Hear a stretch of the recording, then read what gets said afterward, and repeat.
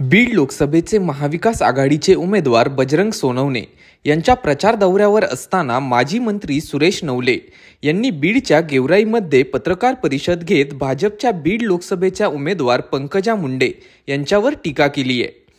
पंकजा मुंडे यांची ध्वनिफीत सध्या सोशल मीडियावर फिरत आहे। त्यामधून पंकजा मुंडे या जातीवाद करत असून मराठा समाजासह बहुजन समाजाच्या विरुद्ध बोलताना दिसत आहेत। बजरंग सोनवणे यांनी शेतकऱ्यांच्या हितासाठी एका साखर कारखान्याचे 2 साखर कारखाने तयार करून बीडमध्ये शेतकऱ्यांना सर्वाधिक भाव देत दिलासा दिला आहे। तर स्वर्गीय गोपीनाथराव मुंडे साहेबांनी उभा केलेला वैद्यनाथ कारखाना पंकजा मुंडे यांनी बंद पाडला। अशा शब्दात माजी मंत्री सुरेश नवले यांनी भाजप उमेदवार पंकजा मुंडे यांच्यावर टीका केली आहे। ग्लोबल न्यूज डेस्कसाठी सोमनाथ मोटेसह श्याम जाधव, गेवराई, बीड। नेहमीच जातीवादाच्या पलीकडे जाऊन विचार करणारा तालुका आहे आणि या तालुक्याचा मी भूमिपुत्र आहे। या तालुक्यावर माझा विश्वास आहे। या तालुक्यानं मागच्या निवडणुकीमध्ये जातीपातीचा विचार न करता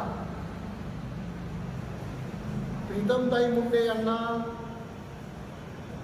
प्रचंड लीड दिलेली होती, मताधिक्य, आणि तरीही बहुजन समाजावरती पंकजाताईंचा विश्वास नाही। याचा अर्थ असा की त्यांच्या मनामध्ये या मोठ्या समाजाविषयी कुठेतरी पूर्वग्रह दूषित भाव आहे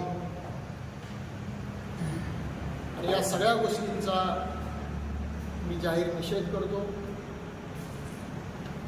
आणि गेवराई तालुक्यामधील मतदार बंधू भगिनींना आग्रहाची विनंती करतो।